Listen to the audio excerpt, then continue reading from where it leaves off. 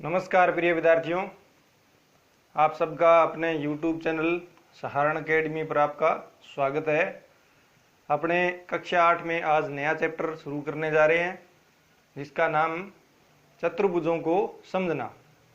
अपने चतुर्भुजों के बारे में आज चर्चा करनी है। अगर आपने चैनल को अभी तक लाइक और सब्सक्राइब नहीं किया है तो पहले आप लाइक और सब्सक्राइब कीजिए।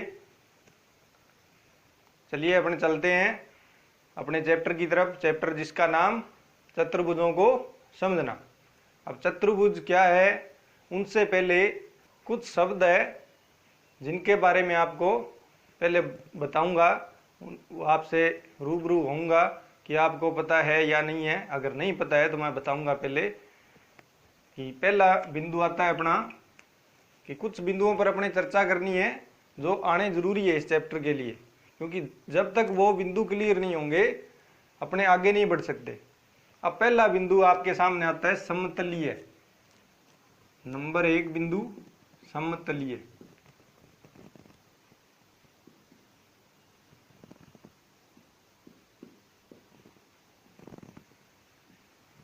समतलीय आकृति भी बोल सकते हैं अगर कोई समतल में आकृति हो तो, यानी एक ही नाम है ये, समतलीय या समतलीय आकृति। अब इसका तात्पर्य क्या है, क्या है ये समतलीय? जैसे आपके सामने जो बोर्ड है, ये पूरा बोर्ड इसका एक सरफेस है, ये तल है। अब इस तल के अंदर मैं कोई भी एक आकृति बनाऊं, कोई भी ऐसी आकृति बनाऊं जो इस तल के अंदर और पूरी आकृति अपने दिख सके वो। जैसे मैं एक वर्ग बनाया, मैंने एक आयत बनाया, एक त्रिभुज बना देते हैं, तो ये कौन सी आकृतियां हैं जो एक तल में बन चुकी है? ये सारी की सारी आकृतियां समतलीय आकृतियां कहलाएंगी, क्योंकि ये एक तल के अंदर बनती है। या दूसरी भाषा में देखें, यानी दूसरे पक्ष से देखें कि ये सभी जो आकृतियां हैं, इनका जो सरफेस है, जो क्षेत्रफल है, वो इस समतल जो बोर्ड था इसके टच में है, यानी इसे छू रहा है, इसे इसके संपर्क में है, तो ये सारी की सारी समतलीय आकृतियां कहलाएंगी। अब अगर एक बक्सा आपने ऐसा देखा है जो घन की तरह होता है, जो पासा होता है अपने, उस पासे की तरह होता है। अब इसके क्या सभी पृष्ठ इस तल के संपर्क में है? सभी तो नहीं है, सिर्फ एक पृष्ठ हो सकता है नीचे वाला हो, कि जैसे ये सरफेस है। अब इस सरफेस पर मैं एक वो जो पासा होता है जिस पर 1 2 3 अंक लिखे होते हैं, अपने लूडो खेलते हैं, वही पासा है। उस पासे को अगर मैं हथेली पर रखूं तो उसकी सिर्फ एक ही दीवार हथेली को छुएगी। क्या एक साथ सारी की सारी छू सकती है? कभी नहीं छुएगी। तो जब सारी दीवारें नहीं छुएंगी तब तक वो आकृति समतलीय आकृति नहीं मानी जाएगी। अब ये जितनी भी आकृति है, त्रिभुज है, आयत है, वर्ग है, ये सारी उस तल के संपर्क में है, इसलिए ये सारी आकृतियां क्या है? समतलीय आकृतियां। कौन सी आकृतियां? समतलीय। और ये आकृति इसके सिर्फ एक ही पृष्ठ इसके समतल में है, इसलिए ये समतलीय आकृति नहीं है। तो अपने इस चैप्टर में जो आकृति जिसका नाम क्या है? चतुर्भुजों को समझना, यानी कि इसमें जितनी भी आकृतियां आपके सामने आएंगी वो सारी की सारी क्या होंगी? समतलीय आकृतियां होंगी। यानी अपने इसी चैप्टर में सिर्फ समतलीय आकृतियों का अध्ययन करना है, उनके अलावा कुछ नहीं करना। अब समतलीय आकृतियां शुरुआत करते हैं। समतलीय आकृतियों में जिसके अंदर पहला बिंदु क्या आएगा? समतलीय आकृतियों में पहला बिंदु है वक्र, यानी कर्व। अब कर्व क्या होता है? वक्र कि कोई भी एक आकृति ऐसे बना दे, कोई भी आकृति, जरूरी नहीं है लाइन खींचना, कोई भी आकृति ऐसे बना दी, ये एक कर्व है। ऐसे कोई आकृति बना दी, ये एक कर्व है। ये सारे क्या है? कर्व है। कैसे भी बना सकते हैं अपने, ये सारे कर्व है, इनको वक्र बोलते हैं। और अब बात करते हैं आगे बंद वक्र और खुले वक्र की। यानी ये सारे के सारे वक्र हैं, इनमें आपको देखने से पता लग रहा है कोई वक्र बंद है और कोई वक्र खुला है, कोई वक्र बंद है और कोई खुला है। ये जितने भी वक्र है ये सारे खुले वक्र, और ये जो वक्र आपके सामने दिखाई दे रहा है ये एक बंद वक्र है। तो ये खुले वक्र और बंद वक्र की बात होगी कि खुला कब होगा, जब जो लाइन खींची गई है, एक सीधी लाइन तो नहीं है, यानी एक कर्व खींचा है, वक्र खींचा है जिसके दोनों सिरे खुले हैं, आपस में कनेक्टेड नहीं है, वो एक खुला वक्र होगा, ओपन कर्व बोल सकते हैं उसे। और एक ऐसा वक्र जिसके दोनों सिरे आपस में कनेक्टेड है, जॉइंट है, वो एक क्लोज्ड कर्व होगा, बंद वक्र होगा। तो अपने खुले वक्र जब भी आकृति सामने आएगी वो अपने जो एक्सरसाइज है उसके अंदर विभेद करवाएगा, कुछ आकृतियां देखकर कि इनका वर्गीकरण कीजिए, क्या यह बंद है या खुली है, साधारण है, कैसी आकृति है। तो वहां अपने ये चीज काम आएगी कि खुला वक्र जब दोनों सिरे खुले हों और बंद वक्र जब दोनों सिरे आपस में कनेक्टेड हो। कि ऐसा कोई भी कर्व जिसके दोनों सिरे बंद हो तो बंद वक्र, और खुले यानी जॉइंट ना हो तो वो खुला वक्र होगा। अब अपने आगे चलते हैं अपने नेक्स्ट बिंदु की तरफ। अपना नेक्स्ट बिंदु है बहुभुज। अब ये बहुभुज क्या होता है, जिसे अपने पॉलीगन बोलते हैं, पॉलीगन, बहुभुज, पॉलीगन्स, जिसे बहुभुज यानी बहुभुज नाम से ही पता लग रहा है बहुत सारी भुजाएं। यानी बहुभुज कब बनेगा, जब उसमें जितने भी कर्व है वो एक क्या हो, रेखाखंड हो, यानी एक सीधी लाइन होगी, सरल रेखा होगी, जैसे ये लाइन है। अब ये एक सिर्फ लाइन है, एक रेखाखंड है, तो ये बहुभुज नहीं है। बहुभुज कब बनेगा, जब ऐसी कम से कम 3 लाइनें आपस में कनेक्टेड होंगी, कम से कम 3 लाइनें कनेक्टेड होंगी, तब जाके एक बहुभुज बनेगा। ऐसे ही अगर 4 लाइनें हो, 4 लाइनें मैंने आपस में कनेक्ट कर दी, तो वो चारों मिलकर एक बहुभुज बनाएंगी, जिसका नाम भी अपने देखेंगे, क्योंकि बहुभुज का जो नामकरण है वो इन पर डिपेंड है, किस पर, 2 ही चीज पर डिपेंड है, या तो उसमें जितनी भुजा है उनकी संख्या पर, या उसमें जितने शीर्ष है उन शीर्षों पर। यानी वर्गीकरण जो होता है बहुभुजों का, नामकरण जिसे बोलते हैं, वो भुजाओं और शीर्षों इन 2 ही बिंदुओं पर लेकर किया जाता है। अब यहाँ सिर्फ बहुभुज की बात करनी है कि बहुभुज कब बनेगा, कि जब प्रत्येक कर्व एक सीधा रेखाखंड हो, यानी एक सरल रेखा हो, वो सभी सरल रेखाएं या सरल रेखाखंड मिलकर, और कम से कम कितने मिलेंगे, 3, क्योंकि 2 संभव नहीं है। अगर मैं 2 लाइनों को आपस में मिलाकर एक बंद वक्र बनाना चाहूं तो कभी नहीं बनेगा, ये साइड खुली रह जाएगी। अगर ये लाइन यहां होगी तो ऊपर से खुला रह जाएगा। तो कम से कम कितनी होंगी, 3 होंगी, तब जाके वो बंद वक्र बनेगा। और ऐसा कोई भी बंद वक्र जो सरल रेखाखंडों से मिलकर बना हो क्या कहलाता है, नाम क्या है उसका, बहुभुज, जिसे पॉलीगन्स बोलते हैं। ये बहुभुज की डेफिनेशन है। एक बार और देखते हैं बहुभुज क्या है, what is polygons. Polygons is a closed figure, यानी ये एक बंद आकृति है। कैसी,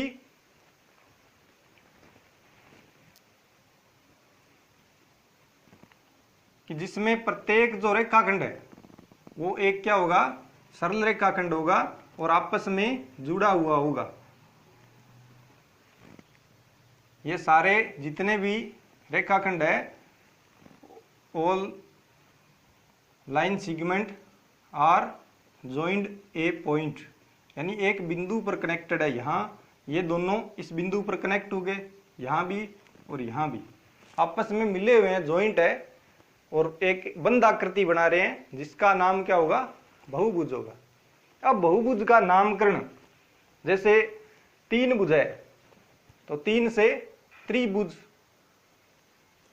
जिसे ऐसे ही 4 भुज है तो 4 भुज है तो चतुर्भुज बोलते हैं उसे। ऐसे ही अगर 5 भुजा हो तो उसे पंचभुज बोलते हैं। ऐसे ही अगर 6 भुजा हो तो षटभुज बोलते हैं। सप्तभुज, अष्टभुज, ऐसे नामकरण इनका जो हो रहा है वो भुजाओं की संख्या के आधार पर हो रहा है।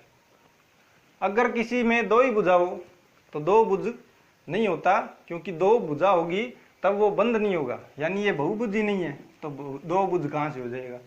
यानी कम से कम कितनी भुजा होनी चाहिए, 3 भुजा, तब जाके पहला बहुभुज होता है त्रिभुज, दूसरा चतुर्भुज, तीसरा पंचभुज, फिर षटभुज, फिर सप्तभुज, फिर अष्टभुज, आगे 9 भुज, 10 भुज, चलता जाना है।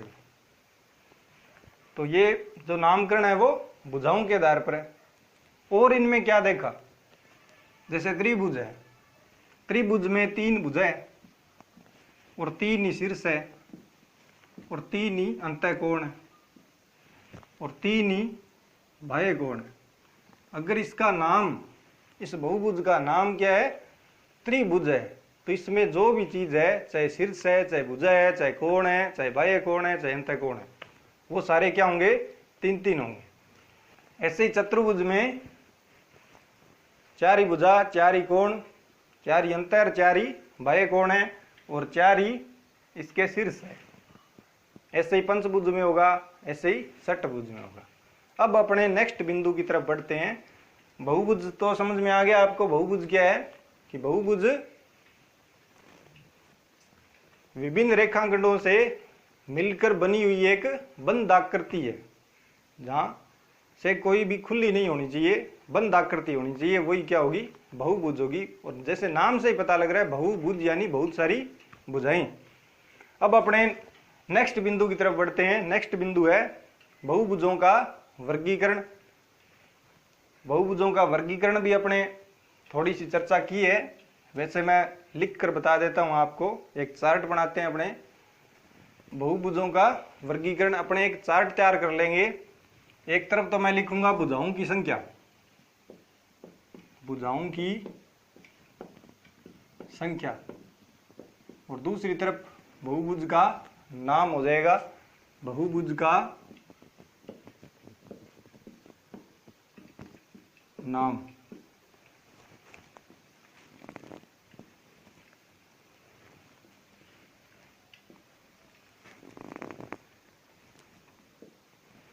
ऐसे एक बॉक्स बनाना है आपको चार्ट कि अगर भुजाओं की संख्या 1 है तो बहुभुज बनेगा,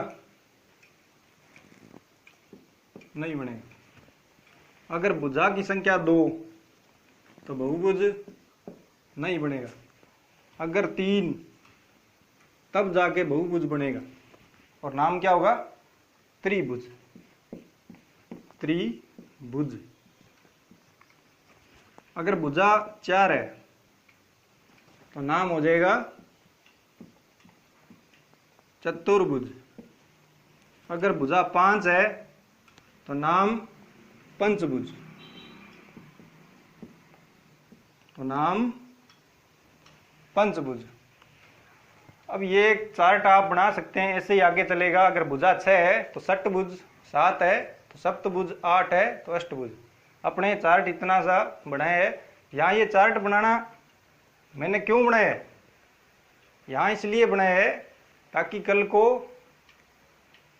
गलती ना हो। कैसे कि अगर एक भुजा है, एक भुजा के लिए आप ऐसे भी तो कह सकते हो एक भुज, 2 के लिए 2 भुज, तो इसीलिए मैंने यहाँ क्रॉस लगाए हैं, ताकि चार्ट को देखते ही आपके दिमाग में बात आ जाए और आपको याद भी आ जाए कि 1 और 2 वाले कोई बहुभुज नहीं होते, क्योंकि वो आकृतियां बंद नहीं होगी। बंद कब होगी, जब कम से कम 3 रेखाखंड आपस में मिलेंगे, यानी 3 पहला बहुभुज त्रिभुज होता है। तो आप इसका एक स्क्रीनशॉट लीजिए। नेक्स्ट बिंदु ले रहा हूं मैं विकर्ण। अब क्या होता है विकर्ण? कर्ण का उल्टा नहीं होता विकर्ण। विकर्ण क्या होता है कि ऐसी कोई आकृति है, ऐसा कोई बहुभुज है जिसमें क्या होंगे, अभी नाम लिया था मैंने वर्टिसेस, इनको शीर्ष बोलते हैं। जैसे एक त्रिभुज है, त्रिभुज में कितने शीर्ष होते हैं? 3। और चतुर्भुज में कितने होंगे? ये एक चतुर्भुज है जिसमें कितने शीर्ष है? 4 शीर्ष है। वैसे यहाँ त्रिभुज में 3 शीर्ष है। अब इन शीर्षों को आपस में मिलाएं तब जाके विकर्ण बनेगा। और किन शीर्षों को मिलाएं तब बनेगा? तो विकर्ण की डेफिनेशन क्या है? विकर्ण की सम्मुख शीर्षों को, यानी आसन शीर्षों को छोड़कर, तो मैं यहां लिख रहा हूं सम्मुख शीर्षों को और छोड़ना किसे है? आसन शीर्षों को। आसन शीर्षों को छोड़कर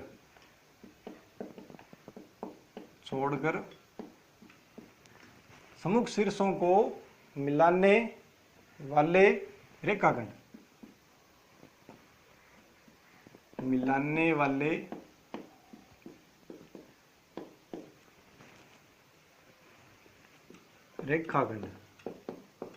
क्या कहलाते हैं?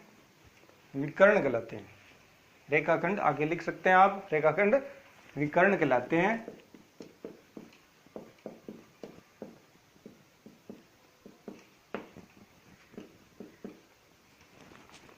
आसन शीर्षों को छोड़कर सम्मुख शीर्षों को अगर अपने मिला दें तो जिन मिलाने पर जो अपने रेखाखंड प्राप्त होगा, या जिस रेखाखंड द्वारा मिलाया है उनको, वो रेखाखंड क्या कहलाएगा? विकर्ण कहलाता है। अब पहले इसकी बात करते हैं चतुर्भुज की।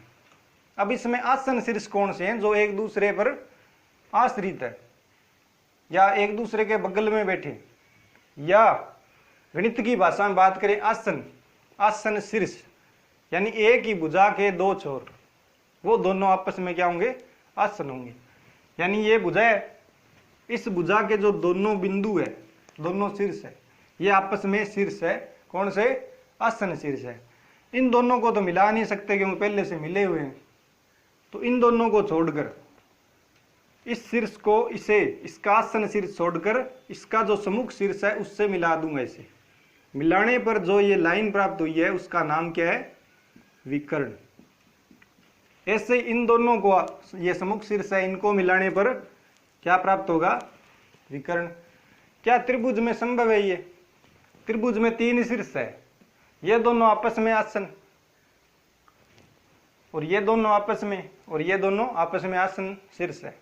अगर इस शीर्ष का मैं आसन शीर्षों से आप संभव ना हो विकर्ण खींचना, तो सीधा सा आप सोचो सम्मुख शीर्ष मिल जाए तो उनको मिलाने पर क्या बनेगा? विकर्ण बनेगा। अब इसका सम्मुख शीर्ष कौन सा है? इसके सामने जस्ट तो कोई नहीं है ही नहीं, ये साइड में रह गया, यानी ये इसका आसन है, इसका सम्मुख नहीं है। ये भी इसका आसन है, सम्मुख नहीं है। तो जो सम्मुख शीर्ष होगा उसी से मिलना है। अब चतुर्भुज में तो ये चीज संभव थी, इसलिए उनका नाम क्या पड़ गया? विकर्ण। त्रिभुज में सम्मुख शीर्ष नहीं होते, इसलिए त्रिभुज में विकर्ण भी नहीं होते। त्रिभुज में विकर्ण भी नहीं होते। यानी विकर्ण ऐसा कौन सा पहला बहुभुज है जिसमें विकर्ण होंगे? चतुर्भुज में। त्रिभुज में विकर्ण नहीं होते। चतुर्भुज में कितने विकर्ण होंगे? 2 विकर्ण होंगे। ऐसे ही पंचभुज की बात करें, ये एक 5 भुजा है, इसमें 5 भुजा है तो नाम क्या हो गया? पंचभुज। यहां बराबर नहीं है, मैं समपंच बहुभुज की बात नहीं कर रहा। ये एक पंचभुज है, यानी कि इसमें 5 भुजा है, बस नाम पड़ गया पंचभुज। अब इसके अंदर विकर्ण, तो इस शीर्ष का सम्मुख शीर्ष क्या है? इसके बगल वाला छोड़ के ये सम्मुख शीर्ष है, इससे मिला दिया। ऐसे यहां इसका ये बगल, यहां भी तो बगल में, इसे छोड़कर इससे मिला दिया, तो ये दोनों क्या है? विकर्ण है। अब इससे जितने संभव थे मैंने खींच दिए, और कितने संभव? यहां से कितने विकिरण खींचे, 2। वैसे यहां से खींचने हैं, इसका जो बगल वाला है उसे छोड़ के सामने से मिला दिया, और इसकी इसे छोड़कर इससे मिला दिया, यहां से भी कितने विकिरण खींच दिए, 2। वैसे यहां से खींचना है, यहां से विकिरण खींचूं तो इसे छोड़कर इससे मिलाना है, तो इससे मैंने मिला दिया, यहां से इससे मिला दिया, और इसे छोड़कर इससे मिलाना था पर पहले से मिल गया, तो यहां से कितने विकिरण, 1 विकिरण खींच सकते हैं। यानी पंचभुज में कितने विकिरण है, 2, 2, 4 और 1, 5 विकिरण। ऐसे नहीं करना कि 5 भुज है तो 5 विकिरण होंगे, 5 नहीं होंगे। जैसे चतुर्भुज में 2 ही थे, 4 कहाँ थे, तो चतुर्भुज में 2, पंचभुज में 5, षटभुज आगे आएगा। षटभुज में विकिरण मैं बताऊंगा। अपने जिस बिंदु पर चल रहे हैं वो बिंदु आपके, मैं उम्मीद करता हूं समझ में आ गया कि पहली बात तो विकिरण क्या होता है कि सम्मुख शीर्षों को मिलाने वाला रेखाखंड विकिरण होता है, और किसे छोड़कर, आसन शीर्षों को छोड़कर। और त्रिभुज में विकिरण नहीं होता, पहला बहुभुज जिसमें विकिरण होते हैं चतुर्भुज है। अब आगे चलते हैं अपने नेक्स्ट बिंदु की तरफ, आप इसे नोट कर सकते हैं। नेक्स्ट बिंदु है अपना अभ्यंतर और बहिर्भाग, इंटीरियर और एक्सटीरियर, अभ्यंतर और बहिर्भाग। इनके बारे में आपको पता होना चाहिए कि अंतःभाग यानी अभ्यंतर किसे बोलते हैं, और बहिर्भाग ये बाह्य भाग बोलते हैं, इसे एक्सटीरियर। ये क्या होता है, जैसे एक सर्कल है, वृत्त है, ये एक वृत्त है, इस वृत्त के जो अंदर आपको भाग दिखाई दे रहा है वो क्या है, अभ्यंतर है। अंदर का भाग अभ्यंतर, जो अंदर अंदर का है ये भाग अंदर अंदर का है, ये अभ्यंतर है। और जो बाहर का भाग आपको दिखाई दे रहा है ये सारा क्या है, बहिर्भाग है। बस ये 2 कंसेप्ट आपको जो मैंने नाम लिखे हैं अभ्यंतर का पता होना चाहिए। अभ्यंतर क्या है, अभ्यंतर यानी अंदर का भाग, बहिर्भाग यानी बाहर का भाग।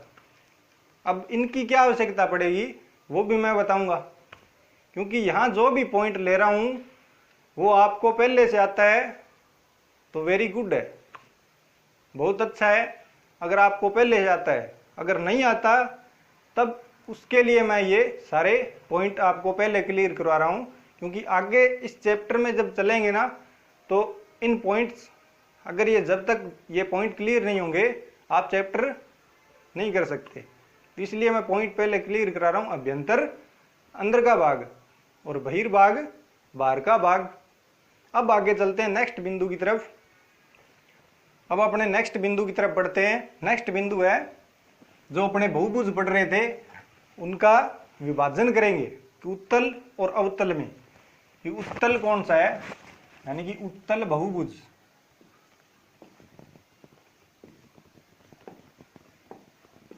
कॉन्वेक्स, और दूसरा अवतल बहुभुज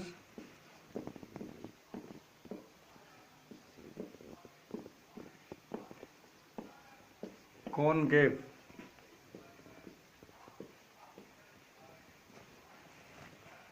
कॉन्वेक्स यानी उत्तल बहुभुज और कॉनकेव यानी अवतल बहुभुज। उत्तल बहुभुज की बात करें, जैसे एक बहुभुज है, जैसे चतुर्भुज है, इस चतुर्भुज का मैं विकिरण खींचूं।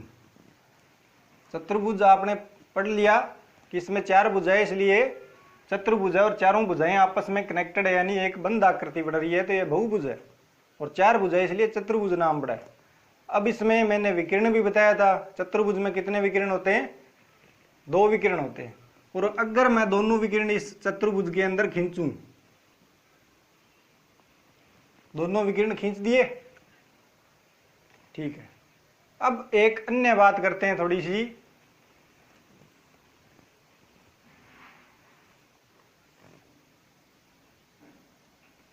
ये सारे कनेक्टेड है, ये सारे जितने भी लाइन सेगमेंट है, सारे जितने भी रेखाखंड है वो सारे कनेक्टेड है।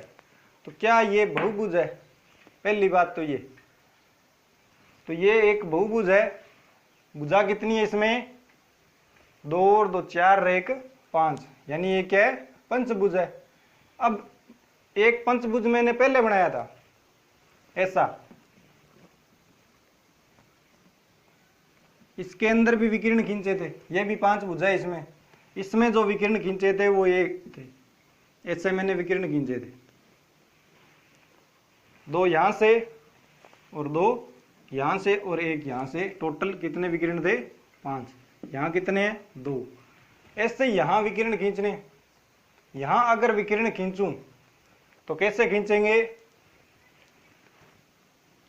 इसका बगल वाला शीर्ष ये है, इसे छोड़कर इसका सम्मुख शीर्ष ये है, इससे मिला दिया पहला विकिरण। ऐसे ही इसके बगल का शीर्ष ये है, इसे छोड़कर इसका सम्मुख शीर्ष ये है, इससे मिला दिया, ये इसका दूसरा विकिरण। ऐसे ये तीसरा विकिरण। क्या चौथा विकिरण और होगा, क्या चौथा विकिरण होगा क्या इसमें, ये जो अंदर बन रहे हैं वो भी विकिरण है, यानी ये पूरा भी विकिरण है और जो छोटे हैं वो भी विकिरण है। तो वैसे सामने आपके 3 है और इन विकिरणों के अंदर ही जो आधे विकिरण है वो भी 2 विकिरण है। टोटल कितने इसमें, 5 है, क्योंकि पंचभुज में कितने होते हैं, 5 विकिरण होते हैं। तो यहाँ विकिरणों की संख्या पर निर्भर नहीं करना कुछ भी, यहाँ बस विकिरण खींचने हैं। चतुर्भुज लिया विकिरण खींच दिए, पंचभुज लिया विकिरण खींच दिए। ये दूसरा पंचभुज है थोड़ा सा अलग, इसमें विकिरण खींच दिए। इन तीनों में कोई फर्क है, कुछ अंतर नजर आ रहा है आपको। यहाँ चतुर्भुज के अंदर जो विकिरण है या इस पंचभुज में जो विकिरण है वो सारे के सारे कहाँ हैं, जो पिछले वाले बिंदु याद करो, अंदर वाला भाग अभ्यंतर, बाहर भाग बाहर वाला भाग। तो यहाँ जितने भी विकिरण है वो सारे के सारे क्या है, अंदर है, यानी इसके जो विकिरण है वो कहाँ है, अभ्यंतर में। यानी इन दोनों आकृतियों के जो विकिरण है वो कहाँ है, अभ्यंतर में है। और इस आकृति के जो विकिरण है, इस आकृति के जो विकिरण है उन विकिरणों में एक विकिरण कहाँ है, एक विकिरण कहाँ है, बहिर्भाग में है। कहाँ है, बहिर्भाग में है एक विकिरण। यानी कि यहां से क्या निष्कर्ष निकलता है कि उत्तल बहुभुज क्या है, कि ऐसा कोई भी बहुभुज जिसके सभी विकिरण कहाँ हो, अभ्यंतर में हो, तो वह क्या होगा, उत्तल बहुभुज। और ऐसा कोई बहुभुज जिसके सभी विकिरणों में से कोई भी एक, जरूरी नहीं सारे, कोई भी एक विकिरण अगर बहिर्भाग में है तो वह क्या हो जाएगा, अवतल बहुभुज। यहां एक डेफिनेशन और है, उसकी चर्चा मैं थोड़ी सी आगे करूंगा, आगे चलकर नेक्स्ट बिंदु पर। फिलहाल यहां इतना बहुत है। यानी यहां आपको याद रखना है, कि उत्तल बहुभुज ऐसा बहुभुज जिसके सभी विकिरण अभ्यंतर में हो, अंदर वाले भाग में हो, तो वो उत्तल बहुभुज होगा। और अवतल बहुभुज कि ऐसा कोई भी बहुभुज जिसके सभी विकिरणों में से कोई भी एक विकिरण बहिर्भाग में हो, तो वह अवतल बहुभुज होगा।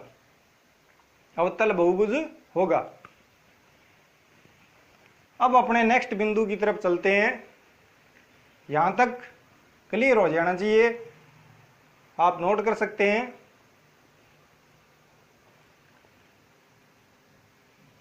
अपना नेक्स्ट बिंदु है सम बहुभुज या विषम बहुभुज। सम और विषम, रेगुलर एंड इर्रेगुलर, सम या विषम, एक ही नहीं है, या लगा सकते हैं, सम या विषम, या अलग अलग लिख सकते हैं, सम बहुभुज और विषम बहुभुज।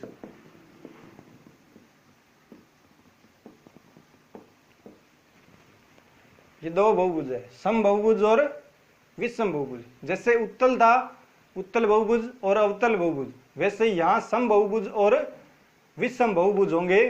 अब सम बहुभुज क्या होता है, सम बहुभुज नाम से आपको क्या मालूम लग रहा है कि सम यानी समान, बहु यानी बहुत सारी, और बहुभुज, भुज यानी भुजाएं, यानी बहुत सारी ऐसी भुजाओं से मिलकर बंद आकृति तो क्या कहलाएगी, बहुभुज। और जिसमें सम सारी समान है, भुजाएं जितनी भी है वो सारी समान है, तो उस बहुभुज का नाम क्या हो जाएगा, नाम से तो बहुभुज, और जिसमें जितनी भी भुजाएं वो सारी समान है तो उसका नाम क्या पड़ा, समबहुभुज। ऐसे ही यहाँ विषम बहुभुज तो आपको पता है, बहुत सारी भुजाएं आपस में मिलकर बंद आकृति बनाए तो बहुभुज, और वो जितनी भी भुजाएं हैं वो सारी अलग अलग हो तो नाम क्या पड़ जाएगा, विषम बहुभुज। क्या नाम होगा, विषम बहुभुज। यही समबहुभुज और विषम बहुभुज, ये दो प्रकार के बहुभुज थे। अगर जितनी भी भुजाएं सारी समान है तो नाम समबहुभुज, और जितनी भी भुजाएं हैं वो सारी अगर समान है, कोई एक आधी अलग है तो नाम विषम बहुभुज। हो सकता है सारी अलग अलग हो तो भी क्या होगा, विषम बहुभुज होगा। तो मैं उम्मीद करता हूं ये दोनों बिंदु भी आपके बिल्कुल क्लियर है। अब अपना मेन जो कंसेप्ट है, जो इस चैप्टर में आपके थर्ड चैप्टर में चतुर्भुजों को समझना, इसका जो पहला मेन कंसेप्ट है वो लेके चल रहे हैं अपने, जिसका यानी एक प्रकार से प्रॉपर्टी है बहुभुज की, कि इसे बोलते हैं कोण गुणधर्म। कोण गुणधर्म अब क्या है समझते हैं। जैसे नंबर एक बात आती है त्रिभुज की। पहला बहुभुज क्या है, त्रिभुज है। अब त्रिभुज में भुजा कितनी, त्रिभुज में कितनी भुजा, तीन भुजा है, तीन भुजा है, और कोण भी कितने, तीन ही कोण है। यहां मैं इन कोणों का योग करूंगा, क्या करूंगा, योग करूंगा। जैसे त्रिभुज में तीन कोण है, उन तीनों कोणों का आपस में अगर योग करें, जोड़ कर दें तो क्या बनेगा, यानी योग कितना आएगा। जैसे ये त्रिभुज है, इस त्रिभुज में जो तीनों कोण आपस में, उन तीनों का योग करूं मैं तो योग कितना आएगा। सबको पता है, छोटी क्लासों में आपने किए है, कितने डिग्री होता है त्रिभुज के तीनों कोणों का योग, 180 डिग्री। यहां मैं ये प्रूव नहीं करूंगा 180 क्यों आया, कर सकते हैं पर यहां करना नहीं है। यहां सिर्फ इतना याद रखना है, त्रिभुज के तीनों अंतः कोणों का योग कितने डिग्री होता है, 180 डिग्री होता है। यानी यहां आपको ये याद हो जाना चाहिए, त्रिभुज के तीनों कोणों का योग 180 डिग्री होता है। मैं लिखवा देता हूं, लिख लीजिए आप कि किसी त्रिभुज के तीनों अंतः कोणों का योग, या सीधा भी कह सकते हैं त्रिभुज के अंतः कोणों का योग 180 डिग्री होता है। ये पॉइंट आपको याद होना चाहिए, क्योंकि यही पॉइंट आपकी आगे मदद करेगा। मेन कंसेप्ट है ये, यानी पूरा जो चैप्टर है, ये थर्ड चैप्टर चतुर्भुजों को समझना, ये पूरे इस पर डिपेंड है। किस पर डिपेंड है, त्रिभुज पर। कि त्रिभुज के तीनों कोणों का योग आपको मालूम है 180 डिग्री, तो आप चतुर्भुज है, चाहे पंचभुज है, चाहे सप्तभुज है, कोई भी भुज है, उन सब के सभी अंतः कोणों का योग ज्ञात कर सकते हैं। एक इसमें कोई भी विकर्ण नहीं होता, कोई भी विकर्ण नहीं होता त्रिभुज में, ये भी आपको याद रखना है।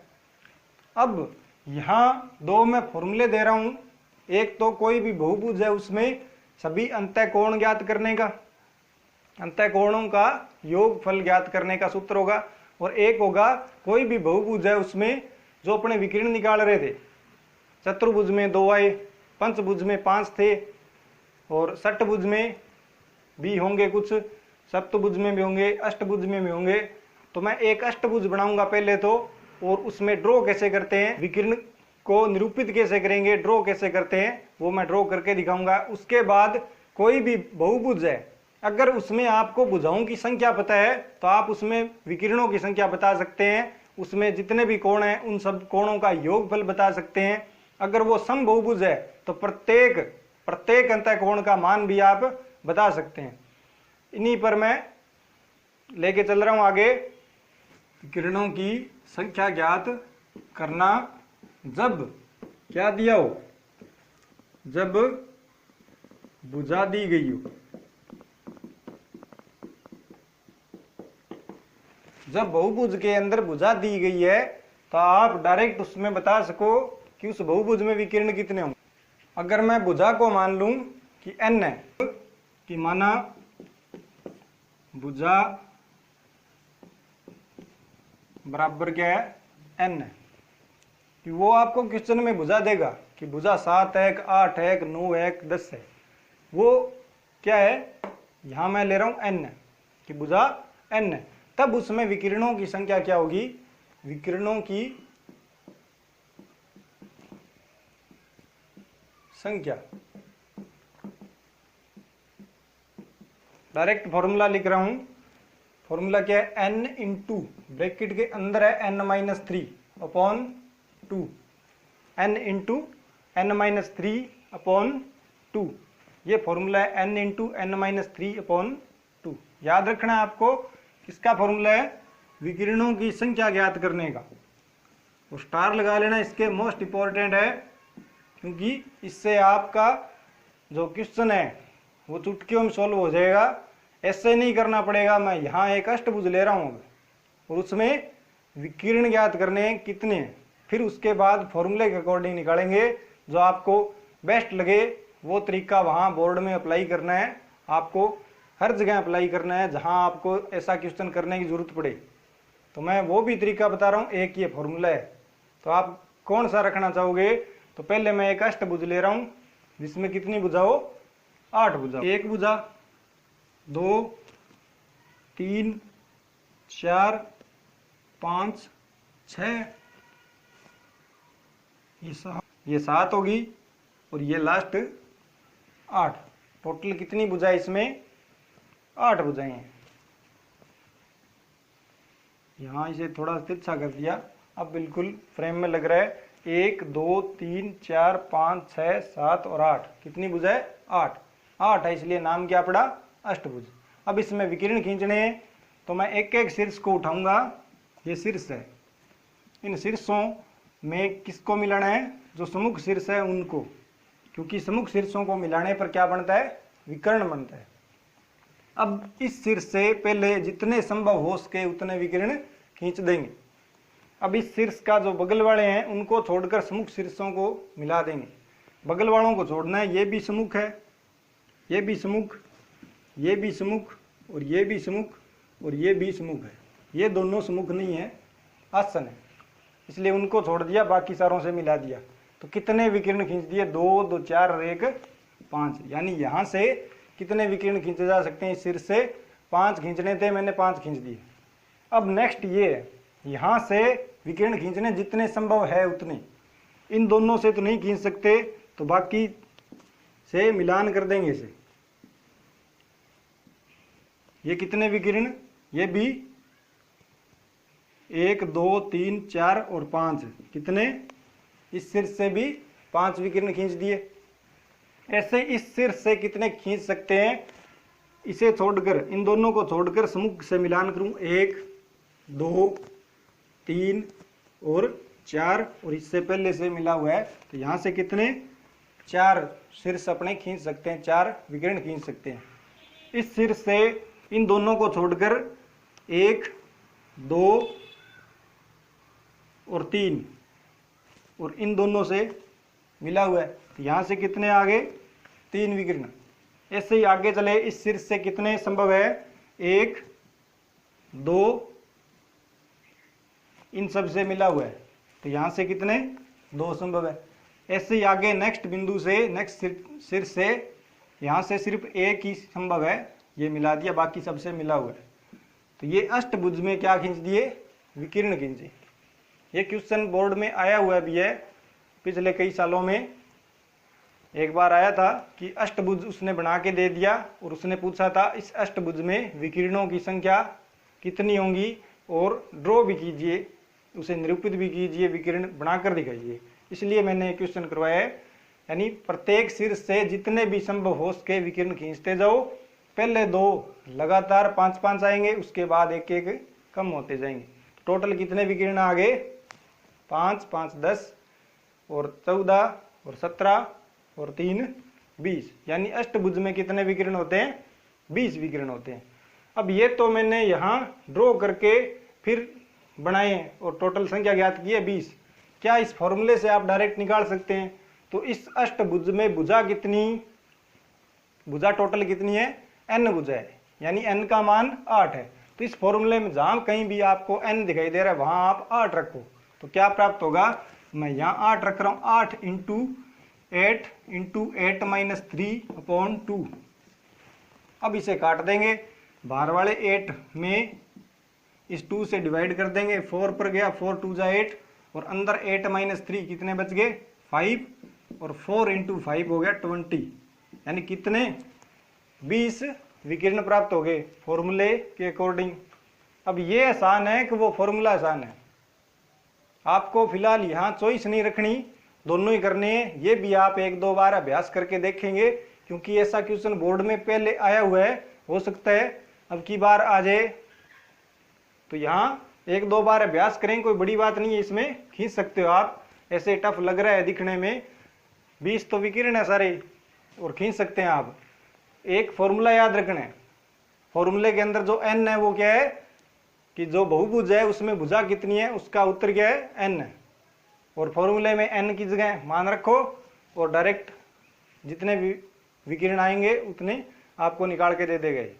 अब एक ऐसा ही सूत्र और है कि कोई बहुभुज है उसमें अंतः कोणों का योगफल ज्ञात करना।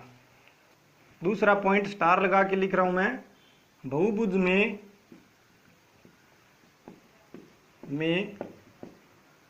सभी अंतः कोणों का योगफल ज्ञात करना जब भुजा n हो, यानी भुजा क्या हो? n हो, n भुजा हो तब योगफल ज्ञात करना। इसके लिए डायरेक्ट सूत्र क्या है, यहां लिखूंगा, अंतः कोणों का योग, अंतः कोणों का योगफल क्या होगा? n-2 ब्रैकेट बंद और इनटू में क्या आएगा? 180 डिग्री। n-2 ब्रैकेट के अंदर है और बाहर किससे गुणा करना है? 180 डिग्री से। इसमें जितनी भी भुजा होगी, कि अगर वो कहे अष्टभुज में बताओ तो n का मान 8, सप्तभुज में बताओ तो n का मान 7, और इसमें n की जगह वो मान रखकर इसे सोल्व करेंगे तो अंतः कोणों का जो योगफल होता है वो आपको प्राप्त हो जाएगा। अब यहां से एक बात, वो पीछे वाली मैं पॉइंट उठा रहा हूं, त्रिभुज, कि त्रिभुज के अंतः कोणों का योगफल कितना होता है? याद होना चाहिए अब तक, कितना होता है? 180 डिग्री। कैसे? यहां 3 रखो, 3 माइनस 2 यानी 1 बच गया, 1 इंटू 180, 180। ऐसे ही चतुर्भुज में कितना होता है? तो चतुर्भुज में भुजा 4, n का मान 4, 4 रखा, 4 माइनस 2 2, और 180 दूनी 182 जा 360, तो 360 डिग्री होता है चतुर्भुज में। ऐसे ही पंचभुज में बता सकते हैं, n की जगह 5 लेकर, 5 लिया, 5 माइनस 2 यानी 3, और 180 दिया 540, 183 जा 540, यानी 540 डिग्री होगा पंचभुज में। ऐसे ही सप्तभुज है, ऐसे ही अष्टभुज है, 10 भुज है, 12 भुज है, 15 भुज है, 24 भुज है, कोई भी भुज है, उसमें अगर n आपको पता है तो आप निकाल सकते हो। मैं उम्मीद करता हूं ये दोनों फॉर्मूले आपके समझ में आ गए होंगे। अब बात सिर्फ इनको 1-2 बार लिख कर याद करने की है, क्योंकि ये जब तक याद नहीं होंगे अपने से ये चैप्टर नहीं होने वाला, क्योंकि ये चैप्टर करने के लिए हर जगह जरूरत पड़ेगी इनकी, ये सबसे ज्यादा चाहिए। जो अंतः कोणों का योगफल है किसी भी बहुभुज का, ये सबसे ज्यादा प्रयोग होगा इस चैप्टर के अंदर। तो अपने इस फॉर्मूले को तो पक्का करना है, और इसी तरह यहाँ विकिरणों की संख्या, ये भी फॉर्मूला पक्का समझना। मैं तो यही समझ रहा हूँ, आपने अभी तक तो कंप्लीट कर लिया होगा, फिर भी आप नहीं कर पा रहे हैं तो 1-2 बार लिख कर अभ्यास कीजिए। अब यहाँ योगफल यहाँ सूत्र से निकाले, यहाँ विकिरण सूत्र से निकाले, सीधे भी निकाले थे मैंने। ऐसे यहाँ योगफल सूत्र से सीधा भी निकाल रहा हूं। सीधा कैसे कि एक चतुर्भुज ले रहा हूं, एक चतुर्भुज ले लिया, ये एक चतुर्भुज है। इस चतुर्भुज में कितने कोण है? 1 2 3 और 4 कोण है। इन चारों कोणों का योग चाहिए मुझे, कितना होगा? तो यहां 4 रखने पर कितना आया था? 360 डिग्री, चतुर्भुज का 360। अब यहां नहीं पता चतुर्भुज का क्या होता है, पर त्रिभुज का मैंने कहा था याद रखना है। त्रिभुज का आपको पता है कितना होता है? 180। तो मैं कोई भी एक विकिरण खींचूंगा, विकिरण खींचते ही क्या हुआ? चतुर्भुज 2 आकृतियों में बंट गया और वो प्रत्येक आकृति क्या है? एक त्रिभुज है। तो इस ऊपर वाली आकृति में जितने भी अंतःकोण हैं उन सब का योग कितना? 180। और नीचे जो आकृति है उनके जितने भी अंतःकोण हैं उन सब का योग 180। तो पूरी आकृति में अंतःकोणों का योग कितना हो जाएगा? 180 दूनी 360 डिग्री।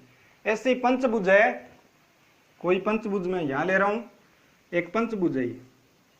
इस पंचभुज के अंदर अंतःकोणों का योग बताना है, अंतःकोणों का योग। तो मैं इसे त्रिभुजों में विभक्त कर दूंगा, यानी ये विकिरण खींचा तो एक त्रिभुज प्राप्त हो गया, ऐसे ये विकिरण खींचा तो वो त्रिभुज है, और बीच में क्या रह गया? एक त्रिभुज। यानी पूरा जो पंचभुज है वो कितने त्रिभुजों में विभक्त हो गया? बंट गया 3 त्रिभुजों में।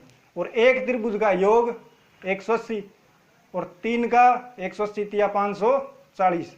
यही सूत्र कहता है कि यहाँ पंच 5 रखा, 5 में से 2 गया, 3 बचता है, ये 2 ही क्यों घटा रहे हैं?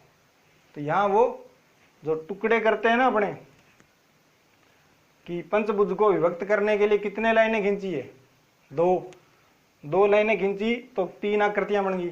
अब 5 भुजा थी, उसमें से 3 घटाया तब जाके 2 बना, और एक त्रिभुज का योग 180, इसलिए 180 दूनी 360 ये। तो यहां अगर आप ये फॉर्मूला भूल जाओ और योगफल की जरूरत पड़ जाए कि एक 12 भुजा वाला कोई बहुभुज है, निकालना नहीं है, सीरियस मत होइए, मत एक नॉर्मल क्वेश्चन बता रहा हूं आपको, आप वैसे करना, आपको प्रयास करना है करने का कि एक 12 भुजा है, एक बहुभुज है 12 भुजा, उसमें कितनी भुजा टोटल? 12, और उसमें सभी अंतःकोण जितने भी अंतःकोण हैं उन सब का योगफल बताना है। सूत्र के अकॉर्डिंग तो मैं बता देता हूं, 12 में से 2 गया 10 बच गया, 12 में से 2 गया 10, और 10 को 180 से गुणा किया 1000 यानी 1800, 10 से गुणा करना है 1800 डिग्री उस 12 भुजा वाले बहुभुज के अंतःकोणों का योग होगा कितना? 1800 डिग्री टोटल। अब आप उस 12 भुजा वाले कॉपी में अभी बनाना है और उसके ऐसे त्रिभुज के खंड बनाने हैं, और प्रत्येक त्रिभुज का 180 है, इसलिए कितने त्रिभुज बने वो संख्या मालूम करके और 180 से गुणा करना है। वो कितने त्रिभुज बनेंगे विभक्त करोगे? जब 10 त्रिभुज बनेंगे, और फिर 180 से गुणा करोगे तो 1800 डिग्री उसके सभी अंतःकोणों का योग प्राप्त होगा। तो आप ये इतना सा नोट कीजिए एक बार।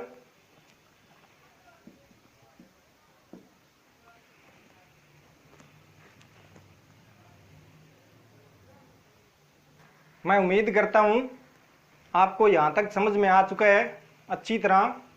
और आज अपने वैसे तो चैप्टर शुरू कर दिए है और उसमें लगभग जो पॉइंट्स थे उनको कवर कर चुके हैं, और इनको दोबारा भी करेंगे अपने जब चैप्टर उठाएंगे, तीसरा चैप्टर 3.1 2 3 वो करते जाएंगे, तो साथ साथ ये रिपीट भी होते जाएंगे, यानी वहां तब ये दोबारा रिपीट होंगे, तब आप एक्सरसाइज आसानी से कर पाएंगे और ज़्यादा आपके समझ में आएगा।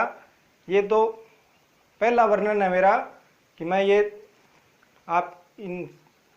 मैं इन सब की व्याख्या दे रहा हूं, ताकि आप दोबारा जब इनको पढ़ें तब आपके बात बिल्कुल समझ में आ जाए। और ये छोटी छोटी चीज़ें हैं जो आपने पहले भी क्लासों में पढ़ी है, तो आप उनको रिपीट कीजिए, याद कीजिए कि अपने पढ़ी है तो अपने याद होनी चाहिए, और नहीं याद होती तो अब याद हो जानी चाहिए क्योंकि मैंने करवा दी है। और अब आगे इनको दोबारा कब करेंगे? जब एक्सरसाइज अपने शुरू करेंगे। अब फिलहाल मैं बेसिक लेके चल रहा हूँ, ये बेसिक आपके क्लियर हो, यहाँ तक क्लियर है मैं ये मानता हूँ। और अगर आपके थोड़ी सी उक तुक है, कुछ समझ में नहीं आ रहा है, कुछ छूट गया है, तो आप वीडियो को दोबारा प्ले कर सकते हैं और दोबारा देख सकते हैं। अपने आज इतना ही करेंगे, नेक्स्ट क्लास में अपने आगे एक्सरसाइज शुरू करेंगे। धन्यवाद आप सभी का, आप मेरे साथ बने हैं और ऐसे ही बने रहिए, यही उम्मीद करता हूं। और अपनी फीस लाइक, शेयर और सब्सक्राइब ज़रूरी है। तो धन्यवाद, इसी के साथ जय हिंद, जय भारत, कल मिलते हैं।